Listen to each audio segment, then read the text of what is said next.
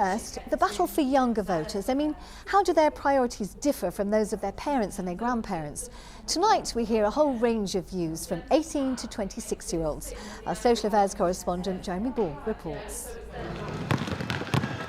Young voters beneath the tram tracks, skateboarding, shooting hoops and performing spoken word. And what and why and when. Harry and Ashira are part of Nottingham's Poets off the Ends. I like to think that the meaning of words are infinitely active. So what do they make of the politicians' performances? The original meaning of branding. It's for me become a culture war where both parties seem more obsessed with point scoring against each other than addressing the Partygate scandal, the rising cost of living, the dumping of sewage into the waterways in the UK and the underfunding of the NHS. The fact that waiting times are so long, there's currently patients in beds in hallways. The last time I went to A&E, I was waiting for 6 hours.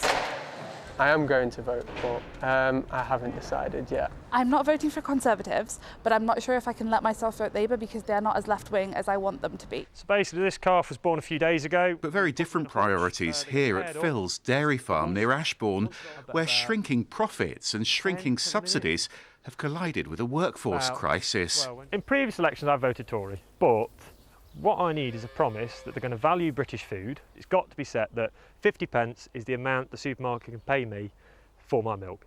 We need to encourage more young people to get into agriculture. Pre-Brexit, you would have found a relief milk quite quickly. But the situation is really, really bad. The labour shortage, massive. After his wettest spring on record, Phil says he wants action on climate too. And Alistair hopes the election's a chance to protect their industry. I'm quite looking forward to it, really. We need to cut out the unneeded imports into the country. You know, if we don't have farmers to produce the food, people will go hungry. It's as simple as that. With the current two candidates, Rishi and Keir, I am very torn between those two. I voted Tory because I couldn't get behind Corbyn, and I did feel that Boris kind of left a sinking ship.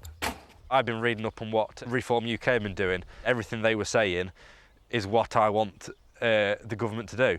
So that did tick a lot of boxes in my head, really. 40 miles away, it's the cost of that food that's ticking boxes here in Leicester. I like the Green Party's policies. They're focusing more on like free school kid meals, like bus tickets should be free, and the pollution, like tackling pollution. I don't think the Conservatives are doing enough for that. But Mia, who studies politics, says the first past the post voting system makes this election a two-horse race. I would vote for Labour. They don't necessarily completely align with my interests, but I do feel that they would be the best suited. Students definitely need a change. University fees going from £3,000 to £9,000. The rent prices are just increasing. £7,000 but it's not even for the full year.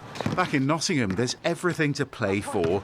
And here they say they'll be voting on issues from the war in Gaza to the laws on selling vapes. Ban them, get them gone. No vaping, because that's bad for kids. More attention for people in my age group, I guess. More funding, more community activities. I can't tilt to any side because none of them are following my morals. Look at everything now. It's crumbling apart. There's quite a divide between the generations now. It's always been between Conservatives and Labour, and I feel like both have introduced good things in the past, but I think it is now time for a change. Young voters deciding their country's future. The political parties can't ignore them. Jeremy Ball, BBC's Midlands Today.